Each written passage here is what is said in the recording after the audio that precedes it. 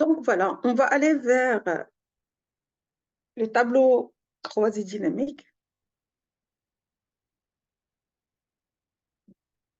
Donc, on va aller directement vers l'exercice numéro 5. Comme ça, on peut voir les fonctionnalités des tableaux croisés dynamiques, les graphiques croisés dynamiques et aussi les segments.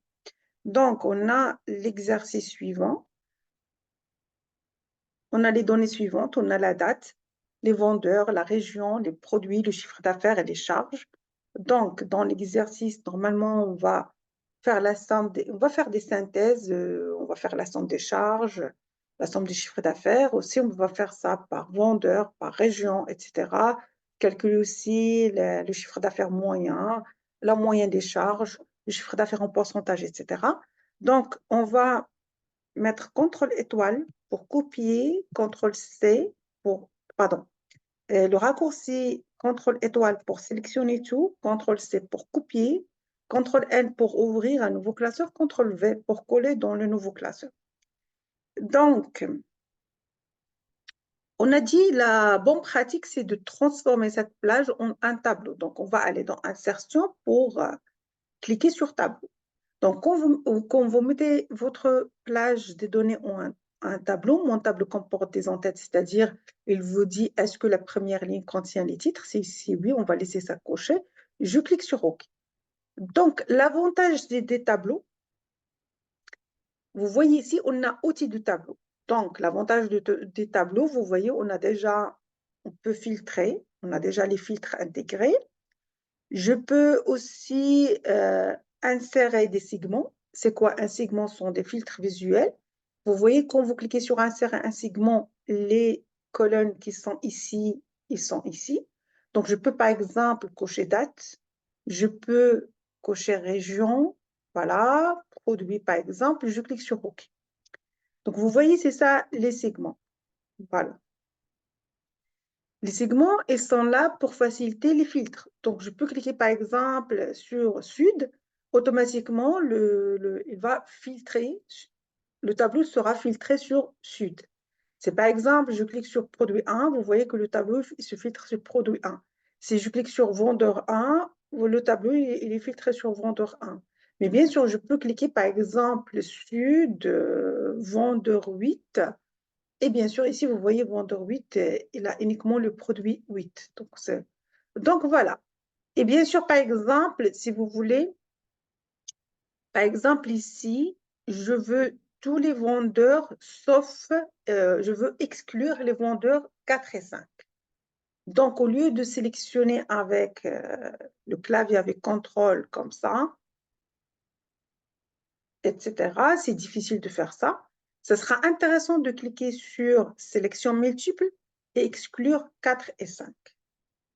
Et par exemple, ici, je veux exclure le produit 2, 3, 6. Je vais mettre comme ça, 2, 3, 6. C'est-à-dire le tableau ici, il contient les autres produits, il contient les autres vendeurs, mais on ne va pas trouver le vendeur 4 et 5, on ne va pas trouver le produit 2 et 3 et 6. On peut revenir à l'état initial comme ça.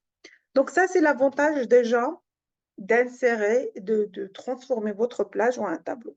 Le deuxième avantage, quand vous allez ajouter des calculs, bah, avec un clic droit, je vais mettre insérer. Par exemple, si je veux extraire l'année, ici, donc je vais mettre égal à année.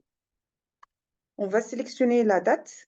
Et vous voyez, quand vous avez le format tableau, ici, il va pas vous donner la cellule A2, mais il vous donne la colonne date. Et ça veut dire c'est la colonne date. Je ferme la parenthèse, je clique sur Entrée.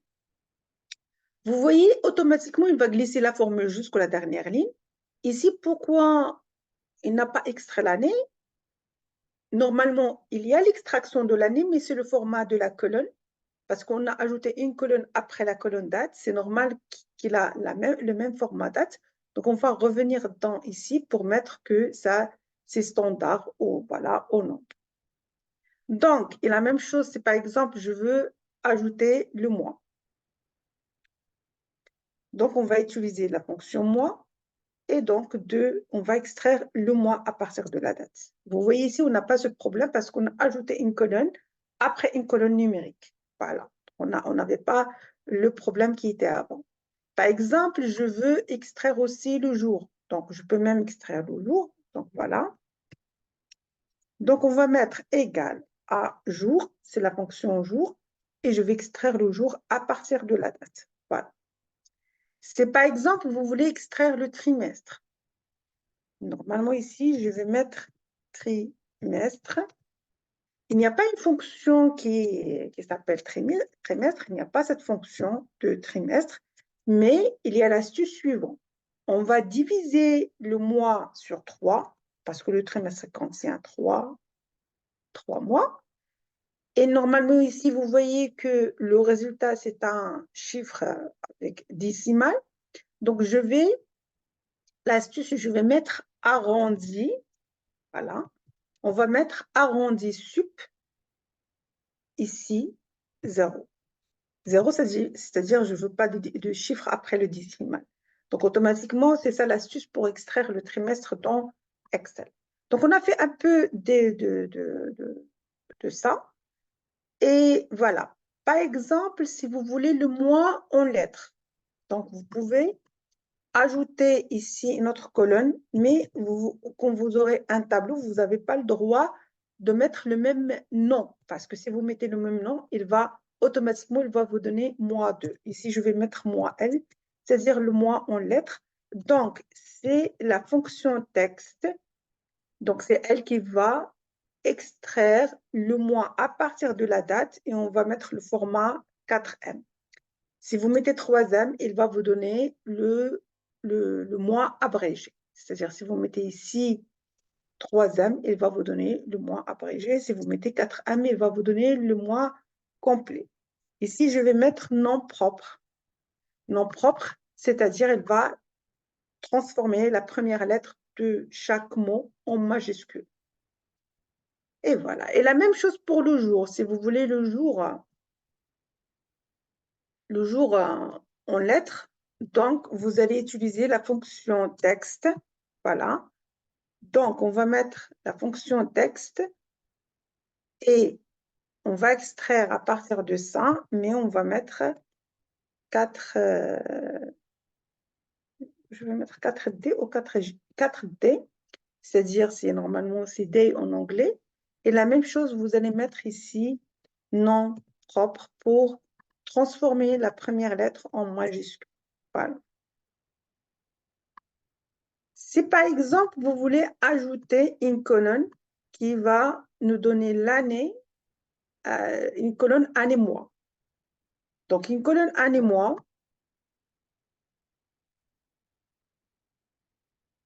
donc je vais mettre une colonne comme ça, année-mois. Donc, c'est texte, toujours c'est la fonction texte de la date et je vais mettre ici 4Y 2M. C'est-à-dire, elle va nous donner l'année entière et le mois, voilà, en 2 chiffres. Donc, on a essayé de préparer un peu les données. Maintenant, on va passer vers la création des synthèses, c'est-à-dire l'utilisation des tableaux croisés dynamiques. Donc, je vais aller dans Insertion, je vais aller dans Tableau croisé dynamique, je vais mettre... Donc, automatiquement, il me donne le nom du tableau parce que je vais fermer ça, parce que quand vous cliquez sur ça et sur Création, vous avez ici le nom du tableau. Bien sûr, je peux changer ici. Je peux mettre que ça, c'est Data Vente. Donc, maintenant, si je clique sur Insertion et table croisée dynamique, vous voyez, on a Data Vente. Donc, il va faire une synthèse sur ce tableau dans une nouvelle feuille de calcul et on va mettre OK. Donc, automatiquement, la création des tables croisées dynamiques, on a ici toutes les colonnes et on a ici 4 zones. La zone filtre, colonne, ligne, valeur. Par exemple, je veux déjà savoir mon chiffre d'affaires total et les charges totales. Donc, bien sûr, je peux cliquer ici et aller dans Paramètres, aller dans Format pour mettre le séparateur de milliers. Voilà. Et cliquer sur OK. Et la même chose pour ça, Paramètres, Format, Nombre, et voilà. Okay. Donc, voilà. Par exemple, si je veux dans le tableau croisé dynamique, à l'intérieur du tableau croisé dynamique, calculer la marge. La marge, c'est le chiffre d'affaires moins les charges. Donc, je peux aller dans outils de tableau croisé dynamique, dans analyse, dans calcul. Je vais cliquer sur cette flèche dans champ éléments et jeux. Ça, c'est la version Excel 2019. Si vous avez une version avant 2019, 2016 ou 2013, normalement, il faut chercher, parce que peut-être vous allez trouver ici un autre nom. Et l'essentiel, il faut le chercher dans outils, table croisée dynamique. Il faut chercher champ, éléments et jeux et champ calculé. Ici, on a la possibilité de nommer notre champ, c'est la marge. Ici, on va mettre notre formule. C'est quoi? C'est le chiffre d'affaires. Je clique 2 fois pour l'insérer, ou bien vous pouvez cliquer une seule fois comme ça et cliquer sur insérer un champ, et je clique sur OK. Vous voyez, ici, dans notre tableau, maintenant, on a la marge, elle est calculée ici. Donc ça, c'est la première synthèse. Je vais mettre CTRL étoile pour sélectionner le tableau, CTRL C, et ici, je vais mettre CTRL V. Donc, CTRL V parce que dans les lignes, je veux par exemple mettre l'année. Donc, l'année, pour cet exemple, on a uniquement l'année 2021. Mais je peux, après l'année, ajouter le mois. Donc ici, j'ai le mois pour l'année 2021, le mois de 3 jusqu'au mois 11. Donc, je peux savoir ici voilà, le chiffre d'affaires par mois et les charges et la marge. Puisqu'on a une seule année, je peux supprimer l'année ici, on a les mois. Au lieu de mois, je peux utiliser le mois en lettres, mais vous voyez ici mars, avril, mai, juin, etc. Donc, ça sera plus, voilà, plus joli d'utiliser les mois comme ça. Et je peux même, pour ce tableau, si vous ne voulez pas le total ici en bas, vous pouvez aller dans Création et dans Toto, vous pouvez les désactiver. Sinon, vous pouvez l'activer. Donc, par exemple, si je veux insérer, à partir, par exemple, d'ici, je veux insérer un graphique croisé dynamique. Donc, je peux aller dans Analyse et aller dans Graphique croisé dynamique et vous pouvez choisir, par exemple, ça. Et voilà. Bien sûr, vous pouvez changer les couleurs, etc. L'essentiel ici, on va essayer de voir les principes, mais pour la conception, essayez de prendre plus de temps. Et voilà. Pour les boutons, si vous voulez les masquer avec un clic droit, vous pouvez masquer les boutons. Et par exemple, ici, vous pouvez changer, bien sûr, ici, vous pouvez ajouter les étiquettes de données.